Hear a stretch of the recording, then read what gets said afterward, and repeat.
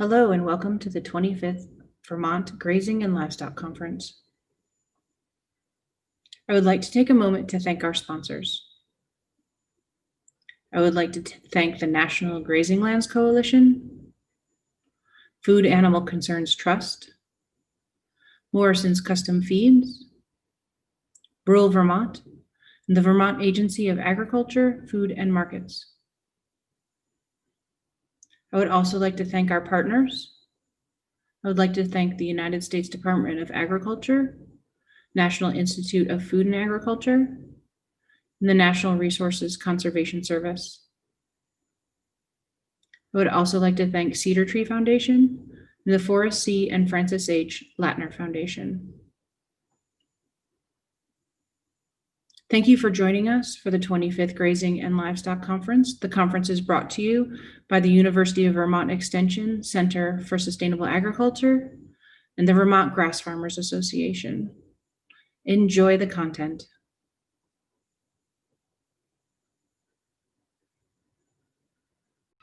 Hello, everybody. I'm Megan Sheridan. I'm the Executive Director of the Vermont Grass Farmers Association, and it's my pleasure to introduce the why we need insects to be successful grazers. And I'm going to turn it over to Nico to introduce Ryan.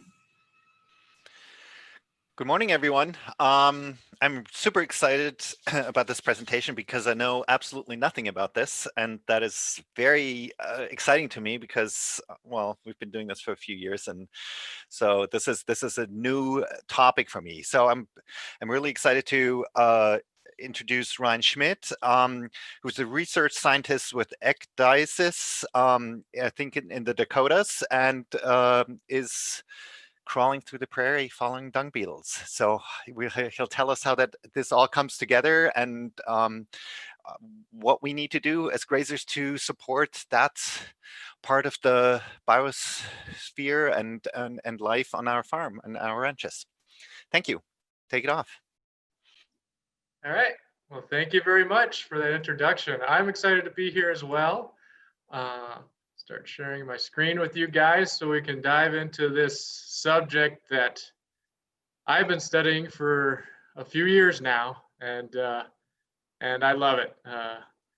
Some people think life studying, digging through cow poop, looking at beetles isn't well worth it, but I'm here today to tell you it's very important to what we're doing out on these rangelands and in our pastures as grazers. So with that, we're just going to dive right into the subject matter at hand here.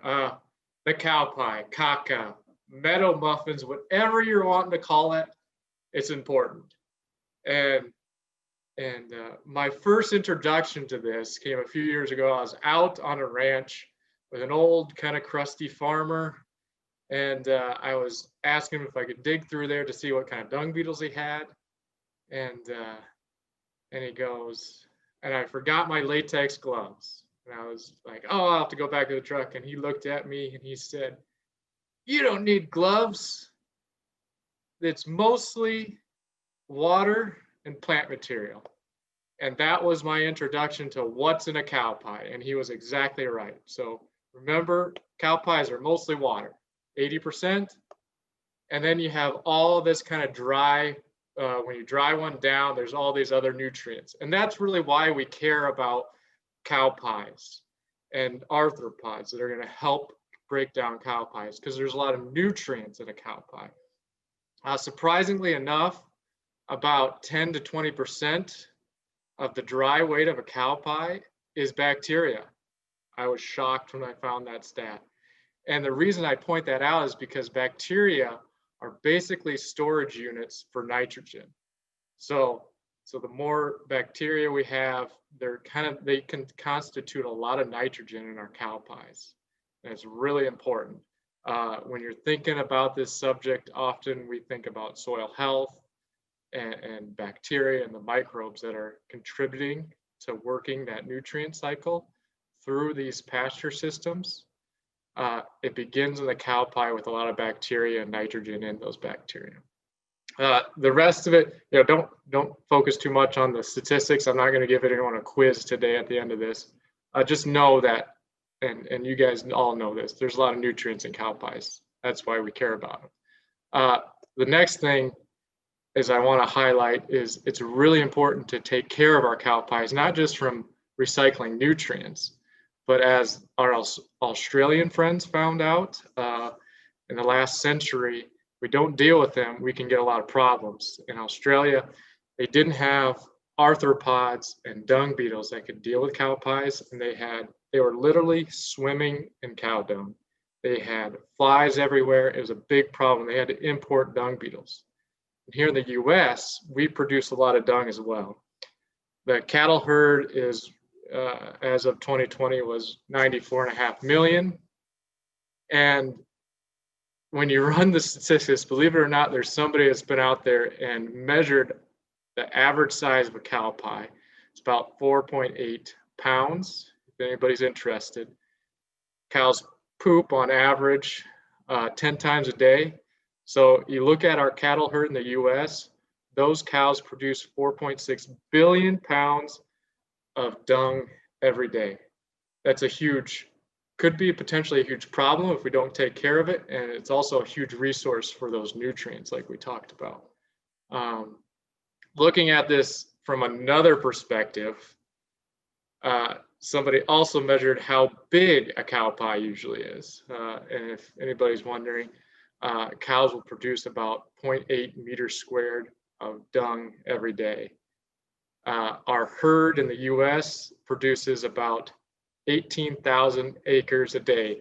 That's what they cover in cattle dung, equivalent to 6.8 million acres a year.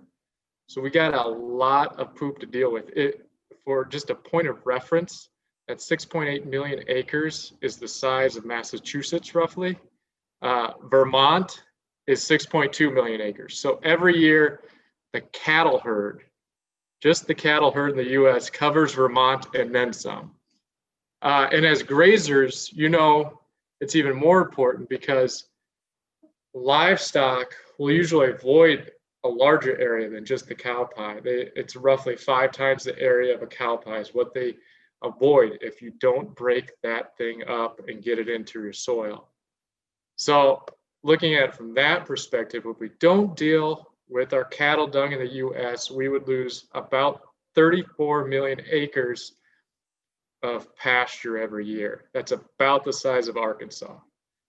So what do we do with all this dung we're producing every single day, every second? We have a lot of dung-loving organisms. That's the subject of the day. If you're ever reading literature, sometimes you'll come across the term coprophilous. That just means arthropods that like dung, arthropods and other creepy crawly things. So the major groups in our dung pats are going to be arthropods. These are insects, mites, that sort of thing. We have earthworms. We have fungi that colonize dung. We have nematodes. And I would also throw in there bacteria also colonize dung. That wasn't in the source that I got for this particular slide, but those are the major groups that you're going to find in dung. Today, we're focusing on our friends, the arthropods. So what sort of arthropods do we find in dung? I've been sampling these for a few years, and what they say, there's about 450 species of arthropods associated with dung in North America. Now, this study found 450. Not all of those live and make a living on dung, but they were just kind of there. Maybe they were there.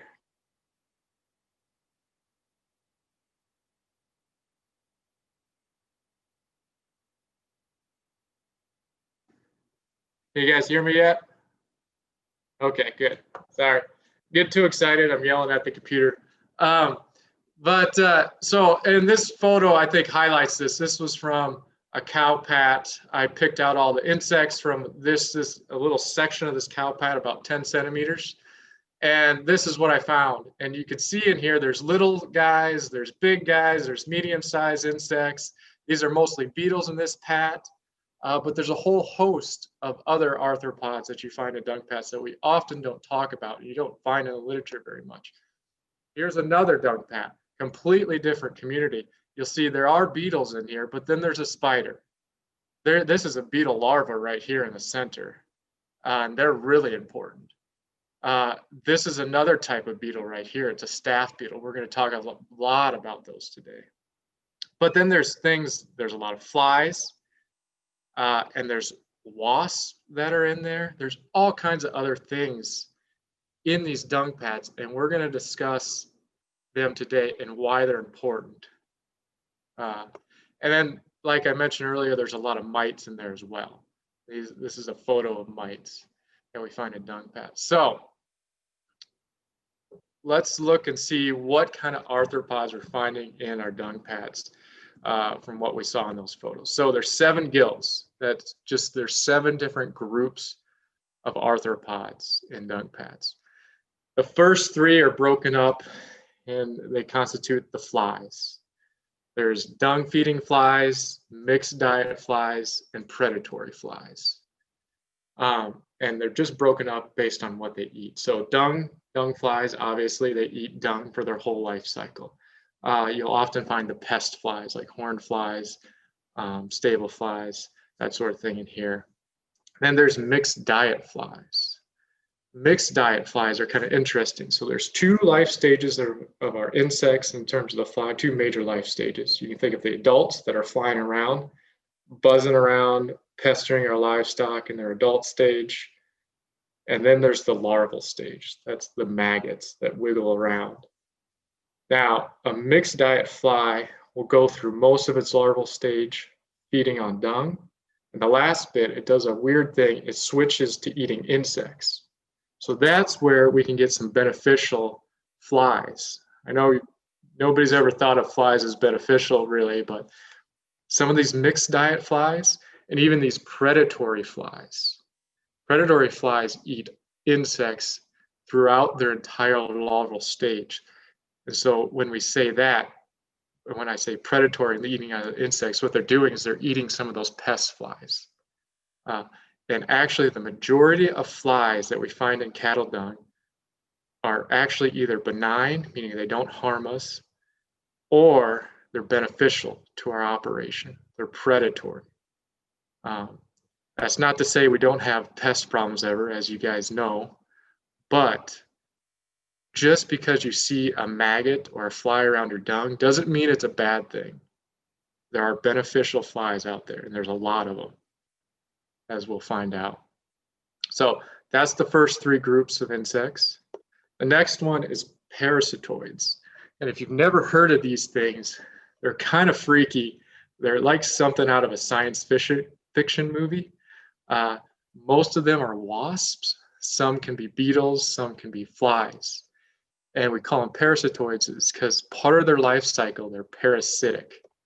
And I was in the garden one day and I got a good video of parasitoids at work. These ones were little tiny wasps. They're not going to hurt you. They are minuscule, like teeny tiny little buggers. And what I saw in the garden was some of these wasps, you'll see these black things, were attacking these caterpillars. And what they're doing when they attack them is they're laying an egg inside of the caterpillar. You see this girl right here, she got that one. She stung it and she's laying an egg inside of it. That egg's gonna hatch and then consume that caterpillar and kill it. And so that works very similarly in our dung pads. Parasitoids come in, they lay eggs in or on some of our pests in there. And that helps to control pests inside of our dung pads. So we've had 2 things happen. We've got beneficial flies and we have beneficial parasitoids in our dung pads. And the last one, this is the group everyone likes to talk about, is the beetles. There's 3 groups of beetles, and they're broken up again based on what they're eating. We have fungivores, they eat mostly fungi. They come in a little later because they gotta have fungi that colonizes the dung pad. We have predatory beetles, and this is one not a lot of people know about.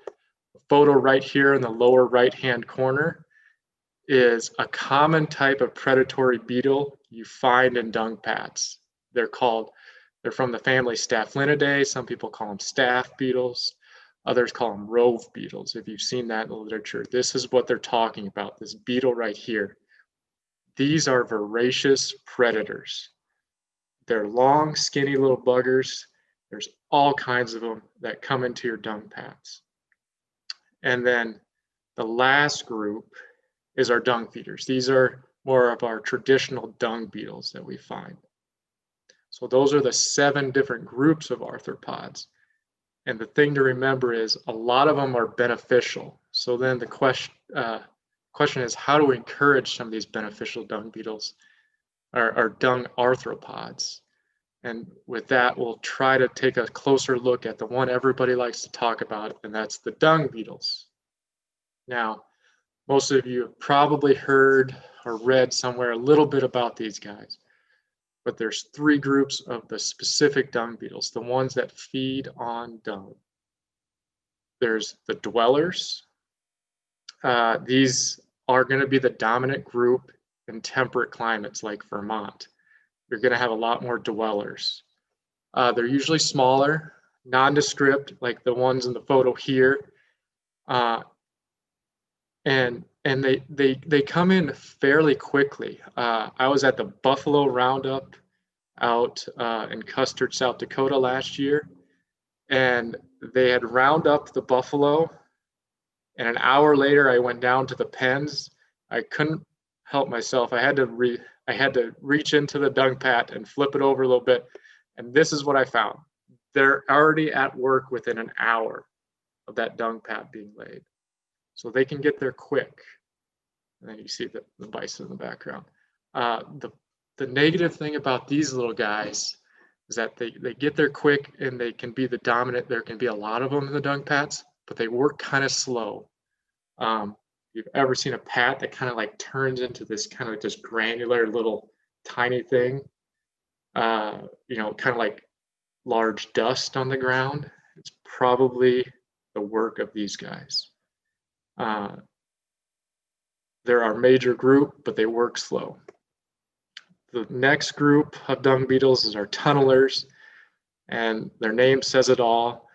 They basically build tunnels under the pats. They go in, they dig a tunnel down, and then they pull dung down in there so that they can lay an egg and grow some young on it. Literally, these guys they're taking dung from the pat and putting it into your soil. And that's the important thing about them. And then lastly is the rollers. These are the guys that get all the press. They use the Milky Way galaxy to give them direction as they're rolling the balls at night. Everybody likes to talk about these guys, and they are fascinating.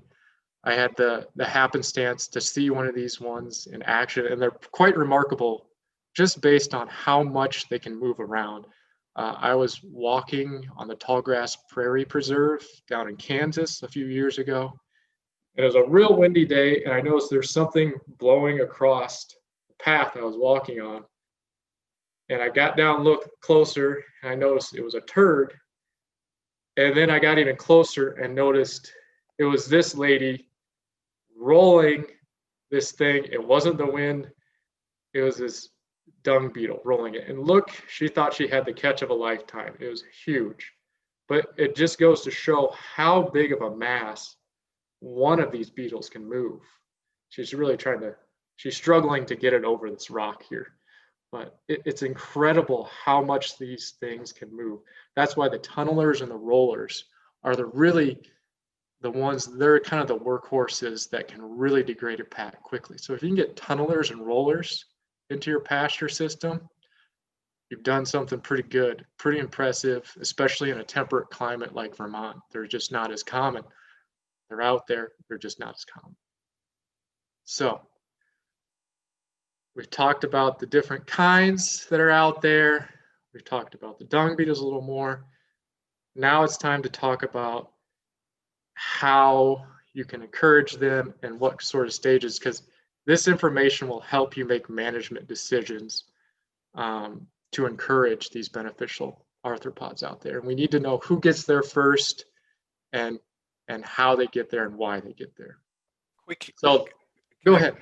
Just a quick aside. So somebody's asking whether they're parallels for small ruminants and their droppings, or if this is the same, or is there a market difference? And I thought maybe this is a good spot to sort of insert that and sort of bring that. We have a lot of in our membership and in the conference, we tend to have a lot of sheep and some goat people, and so it would be interesting to sort of draw parallels there if you can. Sure. Yeah, no, great question. I get that a lot. So real quickly, we'll cover this a little bit in a bit here. I'll give you a teaser now. A lot of our arthropods, or dung arthropods, are generalists, meaning they'll switch from, say, a sheep to some other things. The three major groups we have in North America, there's a large ungulate group. There's a large group that feeds on rodents and rodent nests, and then there's a large group that's kind of mostly in open grasslands and livestock, and they can switch a lot between those livestock. Some are more specialists. A lot of them are generalists here in North America. So yeah, if you have a mixed herd or something like that, they will be switching a little bit. But there are a little bit of preferences, and we'll go through that here in a moment. We'll give a little more detail, but yeah, we'll just start off with who's coming to our dung first here. Flies get there first. They're there within seconds of landing on the ground. Literally, they're almost there before the poop hits the ground. They're on the cattle, and they get there first. The reason those flies are after attacking that so quickly is because they have to get into that dung before it makes a crust. If you've ever seen a dung pad a few hours later or a day later, it kind of gets a film or a crust, and flies aren't powerful enough to break through that. So they got to get there first. Then comes our dung beetles. And the reason everybody likes to talk about dung beetles is because they're so important for opening up this resource. Because once it's developed a crust, it's really hard for those predators, parasitoids, other arthropods to get in there. Dung beetles dig tunnels through the cow pies. That's why you see holes in these cow pies a lot of times. Sometimes it's flies emerging later at later stages, but early on, it's dung beetles that are digging tunnels through the dung. They're there within an hour, and usually peak colonization by dung beetles occurs 1 to 5 days after it's laid. Once the dung beetles have opened that up, we can get our parasitoids and predators in there to come in and attack these fly pests. Without our dung beetles, parasitoids and predators have a much more difficult time. Then lastly, we have our soil-dwelling arthropods, earthworms. If you've heard of springtails, bacteria, fungi, all these kind of soil-dwelling organisms come in from below and start to break down that cow pie. And this goes back to that question we just had, attraction of dung. How do they find it? I always get this question. Most of our dung-loving insects here in North America are generalists. And what highlights this is there was a study a few years back in Nebraska where they went to the zoo and they collected all the poop from a lot of different animals. And then they took all that and they put it out on the pasture and they measured what sort of dung beetles were coming to what. And what this shows us is that even though they're on pasture, we're thinking a dung beetle community that specializes on cattle and other livestock. They went to the chimpanzee and the human dung and carrion, that's dead animals. In this case, they were using mice. They went to that the most, but they also went to all these other things. And bison, surprisingly, was lowest. So what that tells us is that there's a real generalist kind of appetite for different dungs in our dung community, at least here in Nebraska. It's likely across North America. And the reason we're getting them to a lot of these is the livestock dung gives off a lot of volatiles. That's what's attracting them. So different volatiles attract different things. In general, they'll go to something if it smells like poop. There's about 160 different smells that come off of livestock poop that we've found so far. And I would suspect there's a lot more. And it's important to remember, we're not really, I would say, dung beetle rich here in North America compared to other continents like Africa. So we just have fewer in relation to some other places. So, but luckily we have a long history of them being around here in North America. If you go back even to Lewis and Clark's journals on the core of discovery, they talk about dung beetle on the plains, on the bison dung. They call them tumble beetles in their journals, but they're describing dung beetles. And luckily the bison herds and the cattle herds overlapped, and a lot of those bison, those bison and large ungulate dung beetles have transitioned to our livestock herds. And we even imported a lot of dung beetles to North America accidentally when we brought in the livestock. So yeah, we do have a lot of generalists, and some of it can come from the surrounding area. And that's another question I get a lot is, do I need to bring in dung beetles to jumpstart my population in my pastures to help with this? And what I always kind of say is, I've never found a pasture that didn't have dung beetles, didn't matter how it was being managed. They're always around. The name of the game is not, do I have dung beetles? It's what sort of diversity of dung beetles I have. And can I get it from the surrounding area if I don't have a lot of diversity? So, for example, in Vermont, for folks there, this is a Cropscape data layer, and the yellow and reds and orange colors on that map represent cropland. The dark green areas, that represents more forest and grasslands. So if I have, say, a pasture out here in this grassland, I wouldn't be too concerned about getting dung beetles, because I think that they can colonize from the surrounding landscape onto your grasslands. Now, where I grew up in Iowa, that same Cropscape data layer shows an awful lot of corn and soybeans. The soybeans are dark green, corn's yellow. And if I was at home trying to get dung beetles into my pastures, I didn't have a lot, I might consider importing some from somewhere else, because I'm surrounded by corn and soybean fields. And dung beetles can travel quite a ways. They can travel a few miles, but they can't travel hundreds of miles. So before I ever encourage somebody to maybe potentially bring in dung beetles to their land, the first thing is they got to know, do they have them and what sort of diversity? Because it might not be worth it. And that just takes getting your hands dirty. You got to dig into a cow pie, look and see what you have out there, and then see if you have abundance of them and diversity. Because I don't like to make extra work for myself, and I don't want you to potentially import something negative to your farm, because a lot of people will bring in the whole cow pie to bring in more dung beetles.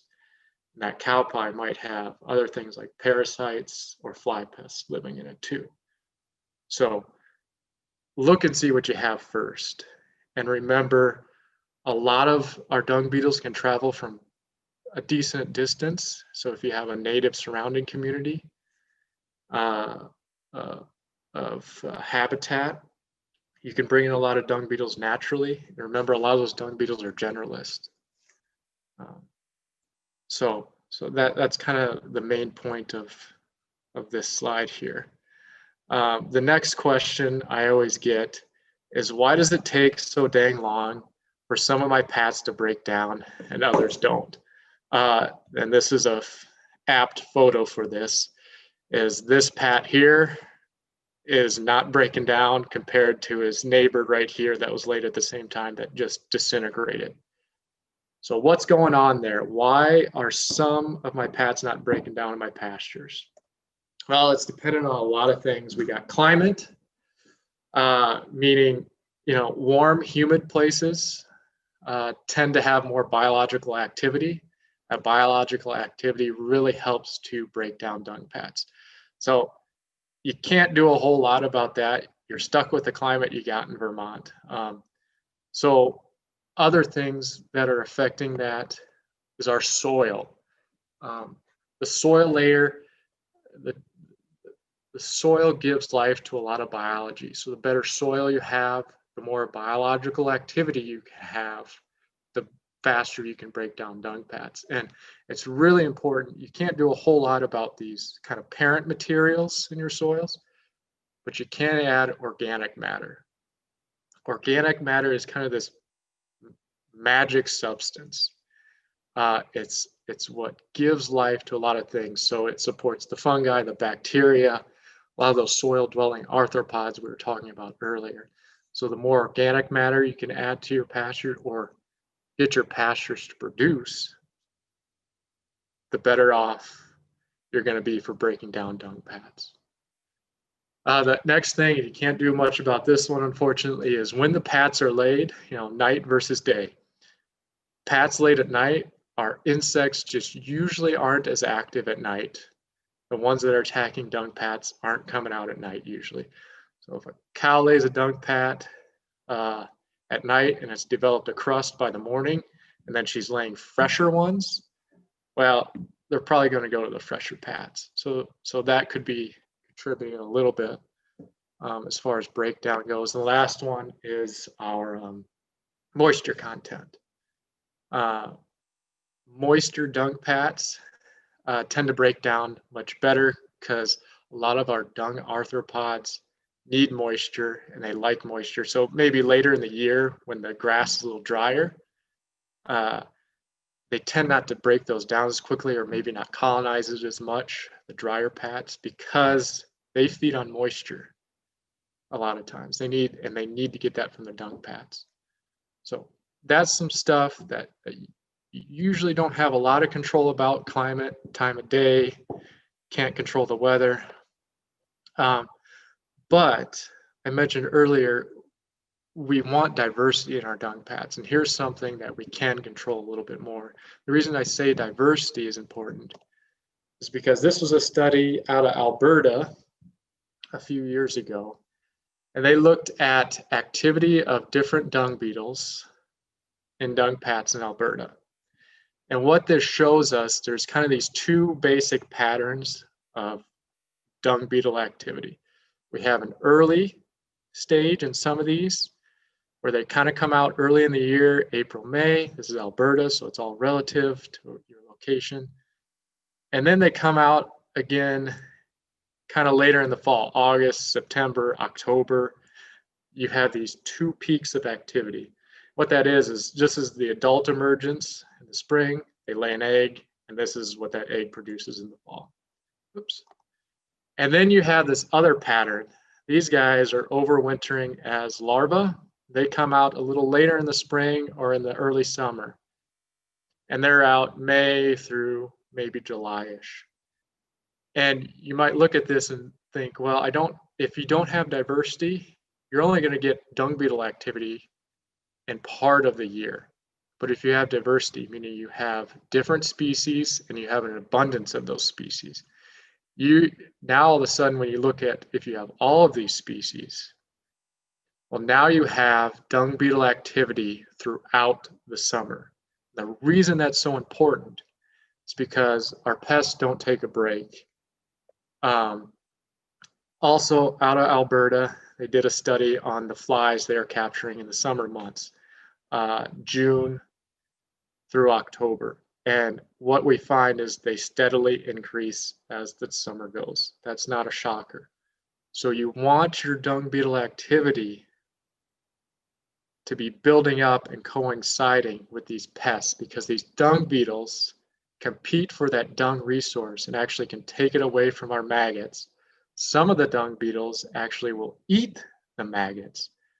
So you want their activity to be building up and coinciding with our pests. That's why it's so important to have diversity. You're going to get that activity all year, all summer long, I should say, in a temperate climate, all summer long, and they can compete with some of our pests. And then here's another question I often get from some people that have mixed herds where they're following with maybe chickens, and they're concerned about the chickens scratching the dung pats away and ruining their dung beetle populations and activity in the summer months when they're trying to break down dung pats. My thing about the following with chickens, I have not seen chickens at a high enough level where it completely took care of all the dung pads on a pasture. In this situation where I took this photo, he had a herd of 100 stockers, and he was following them with 800 chickens. And the chickens were following about 3 to 5 days later. And when the chickens were done with the dung pats, there was still quite a bit of dung left. That's enough for dung beetles to make a living on and keep producing adults. Do you lose some dung beetles? Sure. But remember, your ultimate goal is to break down this dung pat and recycle it into your pastures so it can grow more grass or more forage.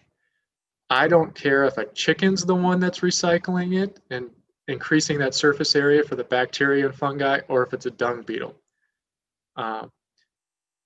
So I'm not as concerned about chickens. I've not seen them at high enough levels. And even if they were, remember your goal is to break down dung pads. Doesn't matter if it's chicken or dung beetle, you want it broken down.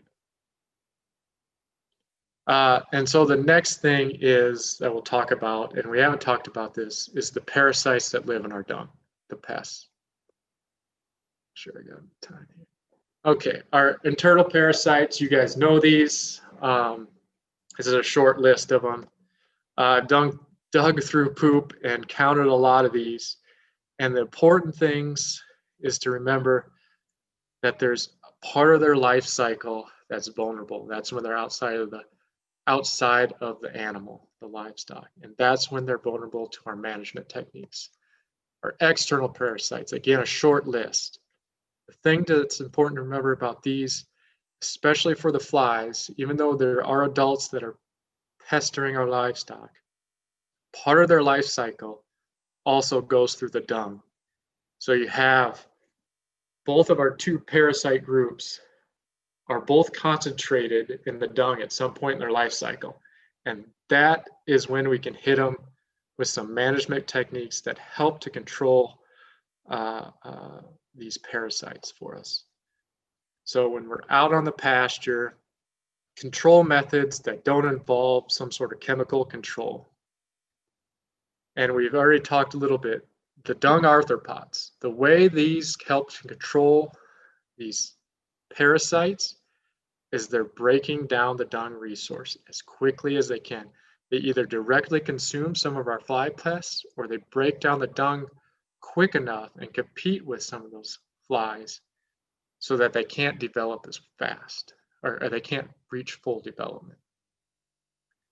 Next one, frequent movement of the herd with adequate rest for that pasture. What I mean by that is our internal parasites. I talked to the state parasitologist around here, and a lot of our parasites, the internal ones, develop from an egg that's in the cow pat and become mobile within our pastures, usually within, depending on weather, 5 to 10 days. So when they're in that egg stage for those first 5 days, they're not mobile. If we move our herd away from that patch of land before those parasites come out and can get into the grass and can be ingested by our animals again, and then we don't bring the animals back for at least 40 days, the longer you can go, the better, 40 to 45 days. Well, now you've just avoided a lot of those parasites that are trying to reinfest your animals by just moving them away from them. The next one is commonly said is grazing high. It's recommended usually 3 to 6 inches because that's what our internal parasites, the little nematodes and that sort of thing, go up. They're kind of like vampires. They don't like the sun. Sun will dry them out and kill them. So that's why they stay so low. It's moist and they're not in the sunlight. Now here's an interesting tip for the day is the parasitologist I spoke to about this subject said, well, 3 to 6 inches is a good rule of thumb, but they actually come up higher during certain times of year. When there's dew on the grass and it's nice and warm in the summertime, they'll come up higher in the morning until that dew burns off. Then they'll come back down where it's safe. So you're not going to get rid of all of them by just grazing high because they are more mobile than a lot of the literature says. But you do get rid of some of them. You control it. It's not about getting rid of all of these things. It's about controlling them and managing them, the levels that aren't going to hurt your livestock. Next is plant diversity. Plant diversity can control parasites because the tannins, and when I say diversity, think forbs. We all want grass for cattle, but forbs can be really important. And actually a study has shown, it's either out of Utah or Nebraska, not sure which, where they gave heavily infested sheep the option to graze whatever, and they preferentially grazed more forbs when they had high parasite loads. So these animals are smart enough, they can select a diet that helps to control their parasites. We just have to give them the option. So keeping plant diversity out there is key. Next, a lot of people don't like to touch this subject, but I think it's important, is genetic resistance. There's always that cow or sheep out there that just seems to have flies all over her, or has, real full of parasites. Write her number down, and the next chance you get to get rid of her, do it. Do it. You don't want those genetics in your herd. They're just susceptible to some of these things. So cull those animals. Then multi-species grazing. Sheep and cattle have a few parasites where they serve as dead-end hosts. So if you're grazing your sheep with your cattle, if the sheep ingest some of the cattle parasites, some of them will just die inside the sheep. So you can help control that. And the main thing to take home from this is controlling parasites is not all, there's no silver bullet. You're trying to control them. It's a holistic approach. The more of these things you can do, the better off you're going to be. And that kind of brings me to a term that's coming up a lot lately is regenerative ranching. This is a holistic approach. It actually incorporates a lot of those control measures we just talked about. And we've studied this a little bit at Ecdysis. I'll try and be brief here so we have time for questions. But what I mean by regenerative ranching, it means a lot of things to a lot of different people. I'm always a little nervous about putting too much of a label on things because it can be corrupted. But we talked to a lot of ranchers that claim to be regenerative, that were doing good things in our area. And the things they said that they did is they kept higher stocking densities than their neighbors. They had frequent rotations. They gave their pastures adequate rest time, and they eliminated their pesticides. That looks a lot like some of the control measures we just talked about for internal parasites.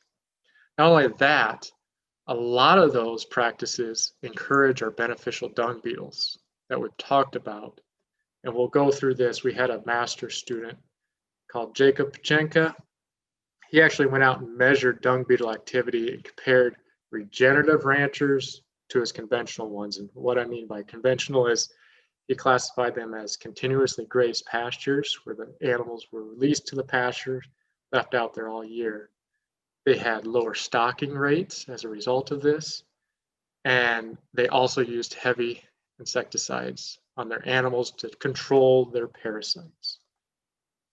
And what Jacob found, looking at his regenerative versus his conventional counterparts, they have greater species richness in our cattle dung. He counted the arthropods in the dung, and he had greater species diversity in the cattle dung. in his regenerative versus his conventional ones. And they were just following those 4 simple practices I talked about. When he looked at, well, what is that arthropod actually helping with? And we talked a little bit about how arthropods help to break down dung pats. Jacob measured it. He went into his pastures again, and he excluded the arthropods early in the season and late in the season from different dung pats. And the ones that he excluded the arthropods from is this top line in each of these graphs.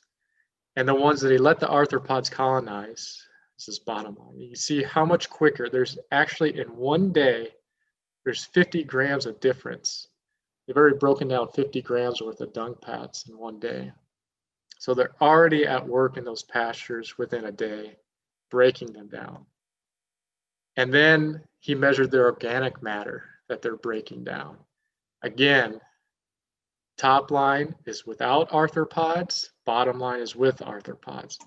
Early in the season and late in the season, you see the exact same pattern. They're taking that organic matter and it's going away from those dung pats, it's going into your soil. So it's breaking down more organic matter, returning it to your soil. And that was that magic substance that gives life to the biology in your soil. Organic matter. You're getting it out of the dung pats and you're putting it in the soil. And that's what Jacob was finding. And he was looking at, well, what's driving this? We had those 4 practices, stocking density, herd rotations, eliminating pesticides. What's driving that is Jacob looked at stocking rate, not density, but rate here. And he found that as you get higher stocking rates, you increase your arthropod diversity. But the important thing here, this little stat right here, that means only about a quarter of our arthropod diversity is being accounted for by stocking rate. So not that much. And he said, well, what about the other things that are part of a regenerative system? What about rotation frequency? And you see here, rotation frequency is not driving arthropod diversity. Stocking rate is a little bit, but what else could be out there? The last one was eliminating pesticides. And Jacob measured ivermectin that these conventional ranchers were using. And as we increase our ivermectin, as he found more ivermectin in the dung, he had less dung beetle activity. So we see it's not just one of these regenerative practices that's helping to encourage our arthropod community. It's really a cluster of them. They work together, the same as they work together to control parasites. Remember, these are systems. This is not one practice. The more you can include a holistic approach, the better off you're going to be. So the last thing I'll touch on real fast here, because I want to leave some time for questions, is this profitability. I like to think profitability in terms of long-term. If you've ever read Chip Hines, he kind of has some interesting ideas about this subject. And so I've tried to maybe point out a few things that'll get you guys thinking. The first one was parasites. How do they affect my profitability? I just looked at direct costs. I made up a hypothetical herd, 100 head. They're weighing about 1,300 pounds. That's what they like to run around these parts in the Dakotas. Looked up ivermectin, and to treat that herd was going to cost me $360 to control my internal parasites. And they usually do it twice a year out here. And so that's about $720 a year. Looking at this in terms of long-term over the life of, say, your farm or ranch, it could be a substantial cost. Now you might be thinking, well, that's a little rich, $360, $360 a head. That's a lot. I called the vet to double check this. The vet said they could do it for $130 a head. But still, I hope you guys, the point of this is to not show you're going to save $28,000. The point of this is to start folks thinking, what's long-term profitability? What management decisions could I make that could help me cut costs? So look at your, whatever it is you're doing, control parasites, and think, how could I do it cheaper? And our regenerative ranchers cut out their parasite programs altogether. So they're saving themselves a little bit there. Another one is fertilizer. People love to fertilize around here where I'm from in Northwest Iowa. We'd fertilize all the time in the pastures. The state recommended for fertilizer is about $49 an acre. 200 acres to support my 100 head. And looking at the cost of that for 40 years, that's substantial. So if you're fertilizing, think of things that we could cut out and replace with biology of our regenerative ranching practices. The last one is stocking rate. A lot of these folks in regenerative ranching had higher stocking rates. So a conventionally grazed system, they're looking at 2 acres a head. It takes 200 acres.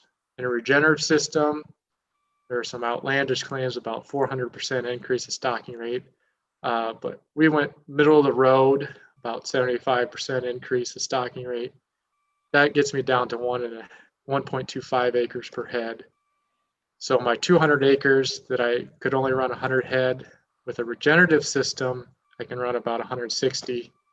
I picked up 60 head without adding any more acres. So the point of this profitability is not to say, hey, this is exactly what you're going to get out of switching the system. The point of this is to think, I want you folks to think about, how do I design a system where I can start saving a little bit of money without sacrificing herd performance, that sort of thing. So with that, I'm just going to leave it there. If you have questions, you can always email me, and I'll open up for questions right now. Thank you very much. Thank you, Ryan. That was awesome. We have a lot of questions coming in that are talking about ivermectin and maybe alternatives to ivermectin. If you could talk about that, and maybe also touch on, is there a time to use ivermectin, meaning is there a breakdown at which it becomes inactive? Like, could we use it in the fall when we're getting into the yard for overwintering here in our climate? So that it's concentrated in a manure pile rather than spread out, and then the manure can be composted or dealt with at a different time. So how can we, it's probably a lot to ask to get away fully from this sort of internal parasite management that people are used to in one step. And, where's the transition plan, so to speak? How could we deal with that? Yeah, excellent question. Yes, there are some things you can do to kind of mitigate, kind of cover your risk a little bit, so to say. So ivermec and cydectin, a lot of these different ivermectin type porons, injectables, they have, a range of where they stay active in our dung, anywhere from a month or two to about 4 months. So, for example, here in the Dakotas, if you can't get rid of, if you want to control some of your parasites, the common thing some folks do, they'll treat in the fall or early winter when they bring their animals into like their yard, their feedlot, whatever it is, to kind of get them some shelter. And then they cut out their spring application of ivermectin before they go to pasture. And by then, if they've treated in the early fall, it's usually worn off, at least not in high enough concentrations to affect your dung populations too much. That helps you to clean out your animals in the fall, and also kind of control some of your fleas, because if you're bringing them into the yard, they get a little mangy. At least a lot of folks around here always do. So that's something you can look at as a potential. Right. Yeah, that's and so there aren't really any new classes that because we're seeing a fair amount of parasite resistance to ivermectin in particular, and some of those sort of newer ones, more expensive ones, but in the same class, seem to be working still a little bit, but not effectively overall. There's also two questions that came up about the difference between dung beetles and carrion beetles, and so people want to know a little bit: do they do the same thing, or is it easier for us in our region to maybe establish carrion beetles, or and which sort of the carrion beetles, which class do they fall in? Are they dwellers, rollers, tunnelers? Maybe it's something that people have seen more in our area here. Sure. Yeah, good question. So carrion beetles are ones that feed on dead and decaying animals. So that's a carrion beetle versus a dung beetle is feeding on the livestock dung.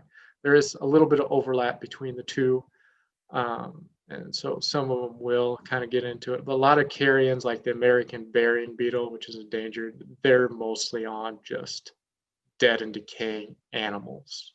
Not necessarily the dung. And yeah, as far as getting more onto your land, I would expect the best way is to just improve the environment, the habitat. That's the easiest way to do it. And that's, again, a lot of increasing plant diversity because it increases habitat niches and opportunities to bring them in to your environment. And that has the added benefit of increasing your forage potentially to control parasites. So a lot of this stuff works together. Have you seen an effect of artificial fertilizers or on dung beetle arthropod populations? That's a good question. I haven't gotten that one before, and I I'll have tell you not a looked it little up. bit. So. Yeah, I'll tell you a little bit the background here, because we took over a farm in 2016 that had been in hay production only for 20 years with annual NPK application or biannual, typically between the cuts, and then every once in a while some lime or potash. And since taking that over and doing rotational grazing, not only have we seen diversity of the plant species go up, density go up by about 100%. But for the first time last year, so after this would be 17, after 3 or 4 seasons of rotational grazing, we actually saw dung beetles, large dung beetles, like you get more out west for the first time on the farm since we've been farming on this land. And so I wonder if there's a correlation. Obviously, we're bringing rotational grazing back. There is dung available. They're moving in, but we're also cutting out the NPK applications because we don't do that. And so it was just sort of one of the variables I was curious about. Oh, I have not looked that up, and I've not seen a study actually. Like directly from fertilizer and that sort of nutrients compared to our dung beetle population. I don't have an answer. I might have to look that up, and if I find something, I could send it to you. But I will say, what you're doing with that rotational grazing and getting more dung activity. One thing I forgot to put in here is when you concentrate those animals and move them like that, you increase your density. That increases a bigger attraction because they're attracted to the dung pads based on smell. Mostly. Yeah. That's how they find it. So you're packing them in, you're creating a big, bat signal basically, for these things to come in. It's easier for them to find. So that's probably why you're getting a lot more. Yeah. So there's, I just want to give people, we have a couple more minutes. Please post your questions so we can still get them in. And we have a question on liquid manure application. How does that affect the populations of these dung digesters? Liquid manure. Okay. Gets used a lot here, gets either drilled in or sprayed on fields. Oh, okay. From like a feedlot situation. Right. Or they buy them from the neighboring dairy farm and they, you go out and you take it to your hayfield and you spray it. Does that positively, negatively affect them? And, Okay. That's something we haven't studied, but just thinking about the biology of the beetles we have out here. Typically early in the year when our dung pads are wetter and runnier, they just break down quicker. There's more surface area for them. So if you're spreading on liquid manure, you'd be creating a huge signature out there to attract dung beetles, especially that might help the ones that come out early in the year before livestock is out on the pastures real heavily. that could be a good resource for them. Oh, interesting. But isn't that sort of a false signaling in that it says, oh, it smells like manure, but there's nothing there, you know, all waft, no patty, you know. There's nothing they can No, develop. this It's is not thick this enough. is this is slurry. Okay. You know, they can't actually work Ah, with it. So maybe it's something to yeah. create as an attractant, but then follow up with grazing and actually put a herd on it. So I Yeah, don't know. yeah, because they need a little bit of substance. Yeah, that's a good point. I wasn't sure quite the consistency of it, but yeah, it might bring them in, but you need to feed them. Yeah, yeah. Oh, yeah. I'm So not sure how that would affect them then, but you would have plenty of biology. It would jumpstart the rest of the biology, those microbes and fungi in your soil that are trying to break that resource down and feed your plants. yeah, so I think I'm going to try and squeeze in one last question, and that is there a timing on certain actions that we can, as ranchers or farmers, take to really sort of push the population up?